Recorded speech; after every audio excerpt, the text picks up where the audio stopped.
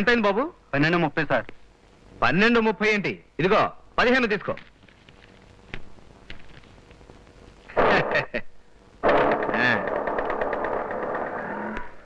దా. ఏమండి ఇలాగా?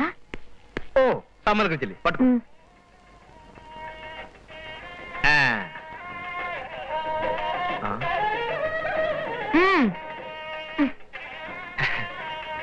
ఇక అత్తింట్లోకి అద్దె ముగ్గురుతో అడుగుపెట్టు. దా. ఈ బుట్టతోనేనా? ఓ బుద్ధి పోలేదు. అమ్మా నాన్న,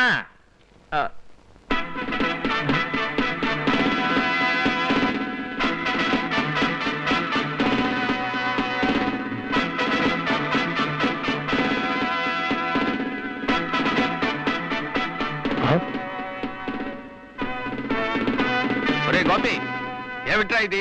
నువ్వు ఇలా చేయడంలో అర్థం ఏమిటి? అర్థం కావడానికి ఏముంది ఇందులో?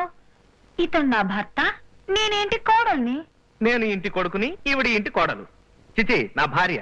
చిచి అది కాదు, నేనే ఈవిడ భర్తని. రే దత్తమ్మ, నేను భయపడ్డంతా చేసావు కదరా. అసలు మమ్మల్ని అడగకుండానే పెళ్లి చేసుకునే అధికారం ఎవరిచ్చారా నీకు? డార్లింగ్ ఆరిపుత్ర. ఏమిటి డార్లింగ్ ఆరిపుత్రి? ఆ బడ్డుగాడెవడు? ఏ బడ్డుగాడు? బడ్డూనా? ఆయన నన్ను కన్న నా తండ్రి. నోరు ముయ్యవే. ఆయన ముసలైతే నీకెందుకు, ముదుకైతే నీకెందుకు? ఏరా, ఈ ఇంట్లో ఉండనని వెళ్ళిపోయావు కదా, మళ్ళీ ఎందుకు వచ్చావురా? ఒక విలువైన వస్తువు కోసం వచ్చాను. అలాంటి ఆశలేం పెట్టుకోకు. నేను నీకు చిల్లి గవ్వ కూడా ఇవ్వను. చిల్లి గవ్వల మీద నాకు చిన్నప్పటి నుంచి ఆశ లేదని నీకు తెలుసు కదమ్మా. డబ్బు కన్నా విలువైన మీ ఆశీర్వాదం కోసం వచ్చాను. డార్లింగ్ ఆరిపుత్ర. ఏమిటి ఆర్యపుత్రి? ఈ పీపా ఎవరు? పీపా కాదు పాప, ఈవిడ నన్ను కన్న నా తల్లి. ఓ మై గాడ్, ఈవిడ నాలుగు కత్తి కంట పదునుగా ఉందే. అవును, ఈ ఇంట్లో కూరలు వగేరాలు ఈవిడ నాలుగుతోనే తరుగుతుంటారా? ఆర్యపుత్రి. Yes darling ఆర్యపుత్ర. ఇప్పుడు మనం ఆశీర్వాదం తీసుకోవడం మీద నీ అభిప్రాయం ఏమిటి? అడ్డమైన వాళ్ళ దగ్గర ఆశీర్వాదం తీసుకోవడం నాకు ఇష్టం లేదు. అయినా ఇవాళకి తీసుకుంటాను.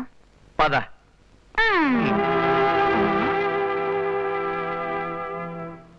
ఇదేమిటి, కొత్తగా వచ్చిన కోడల్ని ఈ ఇంట్లో ఆశీర్వదించే అలవాటు లేదా? ఆశీర్వాదం లేదు, ఆవకాయ పచ్చడి లేదు. పోవే. తక్షణం ఈ ఇంట్లో నుంచి బయటికి నడవకపోతే ఆ చెంప ఈ చెంప వాయి కొడతా.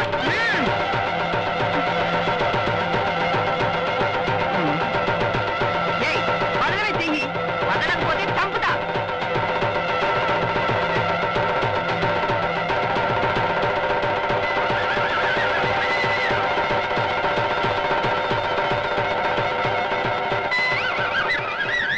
నేను మీ దగ్గరకు ఆశీర్వాదం కోసం వచ్చాను అత్తయ్య, చావడానికి రాలేదు.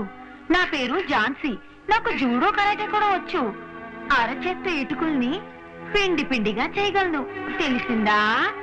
ఈ చచ్చు చేతులు పిప్పి పిప్పి కాకముందే మర్యాదగా ఆశీర్వదించండి. ఒరే గోపి, అలా చూస్తూ నిలబడతావేట్రా? ఈ రాక్షసి చేతుల్లో నుంచి నన్ను విడదీరా. సారీ అమ్మా, నేను కూడా నాన్నలాగే పెళ్ళాం చట్టు మొగుడు. నా భార్య మాటంటే మాటే, పట్టంటే పట్టే. నువ్వు మమ్మల్ని ఆస్వాదించే వరకు పట్టిన పట్టు వదలదు. అమ్మో చచ్చాను. అందుకే త్వరగా ఆశీర్వదించి, లేకపోతే చెయ్యి చచ్చుబడిపోయి తమరికి జిల్లు అయిపోతుంది. నోరు పడిపోలేదు కదత్తయ్య, నోటితో ఆశీర్వదించండి. 100 ఏళ్ళు వర్ధులు. అది కాదు, కొత్తగా పెళ్ళైన వాళ్ళకి చేసే ఆశీర్వాదం. దీర్ఘ సుమంగళీ భవ. అమ్మా ఆర్యపుత్రి, ఇక మనం తండ్రి గారి ఆశీర్వాదం తీసుకుందామా? అలాగే ఆర్యపుత్ర. నా చేయి పట్టుకోక్కర్లేదమ్మా, ఆశీర్వదిస్తాను. శీఘ్రమే సుపుత్ర ప్రాప్తిరస్తు. థ్యాంక్స్ నాన్న.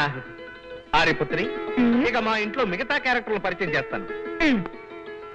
ఈవిడ మా అక్క, పేరు కాంచన, ఉంటాం మా పంచన. అది పాపం మొగుడు వేశాడా? ఆ మొగుడికి అంత ధైర్యం లేదమ్మా. పెళ్ళానికి విడాకులు కూడా ఇవ్వడానికి ధైర్యం లేనటువంటి ఆ సవట్నే నేనే. వీళ్ళిద్దరికి నేనే ఓన్లీ సన్. మీ ఆర్యపుత్రులు నాకు మావయ్య అవుతారు, అందువల్ల మీరు నాకు అత్తయ్య అవుతారు. ఎలా ఉందిరా అత్తయ్య? ఉండి చెప్తా. ఏం టెస్ట్ చేస్తావా? ఆ, ఆహా, మామిడి తాడ్రంత తీయగా ఉంది. ఆ? ఆ, ఆర్యపుత్రి, బాగా అలసిపోయినట్టున్నావు. కొద్దిగా కష్టపడి మేడం ఎట్లెక్కితే నూనె రాసి కాళ్ళు పడతా.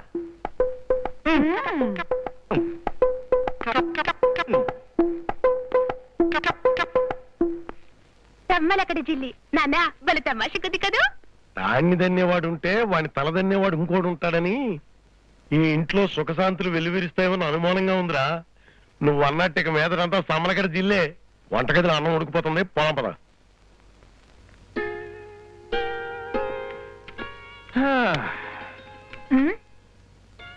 ఏమిటి? ఏముంది? ఏం లేదు. ఆహా, ఇక్కడ కూర్చోవడంలో మీ ఉద్దేశం ఏమిటా అని. ఏముంది, మీరు నాకింత సహాయం చేస్తున్నారు కదా, చక్కగా ఓ పాట పాడి మీకు ఆహ్లాదం కలిగిద్దామని.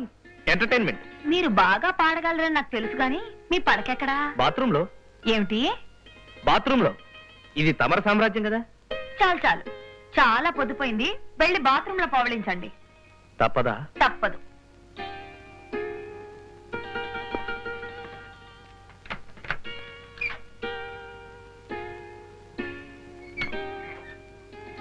ఒకసారి లేవండి. ఎందుకు? లేవని చెప్తా. ఉమ్.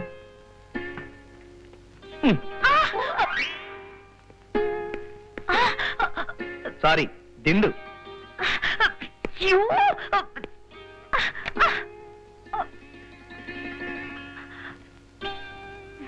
Good night. బాత్రూమే నయం, ఏసీ లాగా చల్లగా ఉంది.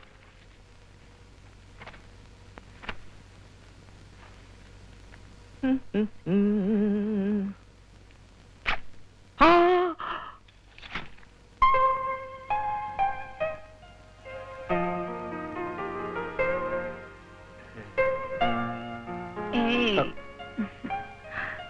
ఉమ్. ఏంటి? నేను నిన్ను గాఢంగా ప్రేమిస్తున్నాను. బావా, నువ్వు అర్జెంట్ గా రెడీ చేస్తే నీకు బ్రహ్మాండమైన ఉద్యోగం ఇప్పిస్తాను. ఉద్యోగమా? అవును. ఆహా, ఎన్నాళ్ళకి నాకు స్వతంత్రం వచ్చింది. వంటిల్లోది బయట ప్రపంచంలోకి వచ్చి 15 సంవత్సరాలు అయింది. ఓహో, సరే, 2 నిమిషాలు త్వరగా వచ్చాయి. 2 నిమిషాలు 3 నిమిషాలు అంటే నాకు తెలీదు. ఒక అరటికాయ కోసేంత టైంలో వచ్చేస్తాను. సరే బావా, తొందరగా రా. Okay okay. ఆర్యపుత్రి, ఏమిటి హరిపుత్ర? నాకు ఒక గ్లాసు తేయాకు రసం ఇచ్చేదరా? గంట క్రితమేగా ఇచ్చాను. ఇచ్చావు, కానీ అది సమ్మలక్కడి జిల్లి అయిపోయింది. ప్లీజ్. అయితే పదండి.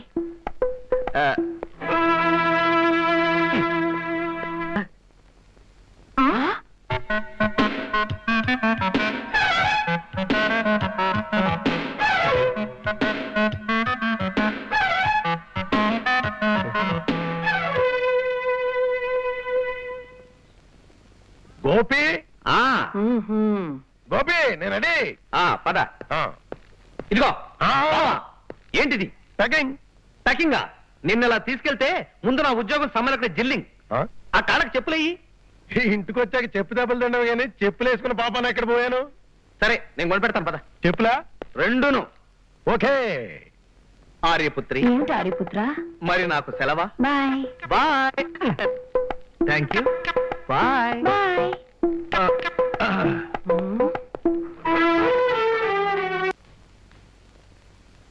Good morning madam, may I come in? Very very good morning, please come in. మా బావగారికి ఉద్యోగం కావాలని చెప్పానే, ఈయనే మా బావగారు. నమస్కారం అండి. నమస్తే, కూర్చోండి. 1 minute అపాయింట్మెంట్ ఆర్డర్ తీసుకొస్తాను. Thank you.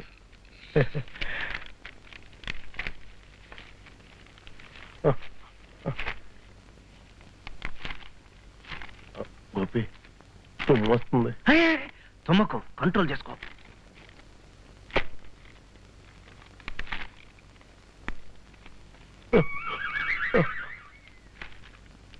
అమ్మో, తట్టుకోలేకపోతున్నాను. తుమ్మేస్తే ఇక్కడ మనశ్శాంతి ఉండదు. నువ్వు తుమ్మేవంటే ఆవిడికి చేరుండదు, ఆ తర్వాత నీకు ఇవ్వడానికి ఉద్యోగం ఉండదు. నా వల్ల కాదు. అయితే బయట వెళ్తాం. ఆయన ఆయనేంటి అలా పారిపోయారు? అది మేడం అది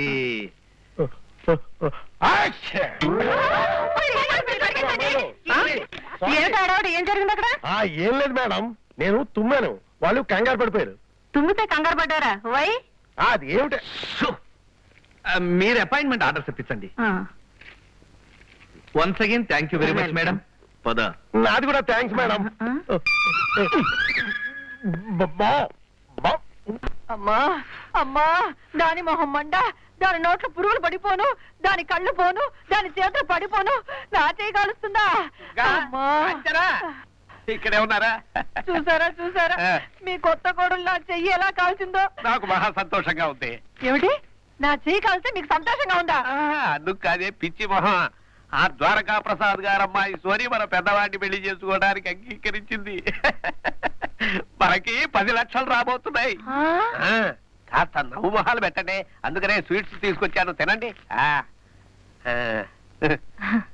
మనం వీళ్ళ కోసం స్వీట్స్ తెస్తే వీళ్ళే తింటున్నారే.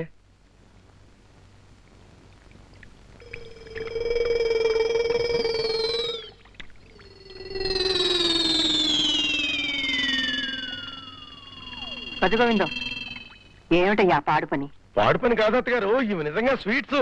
అది కదయ్యా, ఈ పని ఏమిటా అని.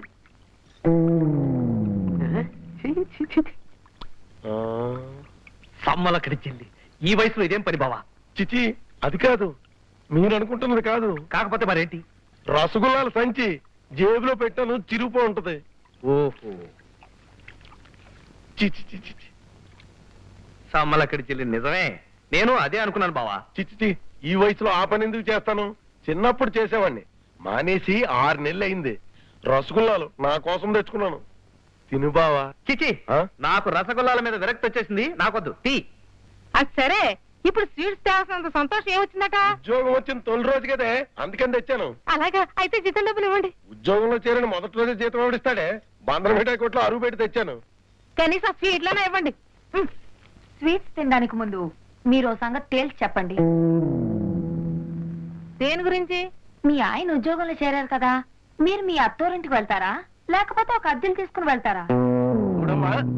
తర్వాత చూస్తాను గాని ముందు మరో మాట వినండి. మీరు ఆడవాళ్ళతో కూర్చుని ఆడంగి కబుర్లు చెప్తూ టైం వేస్ట్ చేస్తున్నారు. ఇవాటి నుంచి మీరు బజార్కి వెళ్లి కాయగూరలు తేవడం, రేషన్ షాప్ కు వెళ్లి పంచదార వగేరాలు పట్టవడం చెయ్యాలి. అడ్డగాడిద తిరిగి వేతవా, నీ పెళ్ళం అలా నోటికొచ్చినట్టు కూస్తుంటే చూస్తూ నిలబడతావేమిట్రా? దాన్ని నోరు మూయించలేవు. భగవంతుడా, ఇలాంటి పనికి మాలిన కొడుకుని ఎవరికి ఇవ్వద్దు. నాన్న, నేను పనికి మాలిన వాడినో పనికొచ్చేవాడినో అనవసరం, కానీ ప్రస్తుతం మీకు మిగిలిన ఏకైక కొడుకు నేనే. మీకు మిగిలిన ఏకైక కోడలు అదే. ఎందుకంటే మీ పెద్ద కొడుకుని 10 లక్షల రూపాయలకు అమ్మేశారు కదా. అమ్మడం కాదురా, వాడు కోటీశ్వరుడికి అల్లుడు కాబోతున్నాడు అని నీలాగా అడగకుండానే మెళ్ళో తాళి కట్టి ఇంటికి తోలుకురాలేదు, తెలిసిందా? ఎందుకు ఏడుస్తున్నారు? ఏమిటి బావా, ఏమైంది? ఎందుకు ఏడుస్తున్నావు? నేను అడిగింది మీద పడి ఆడవమని కాదు, ఏం జరిగిందని.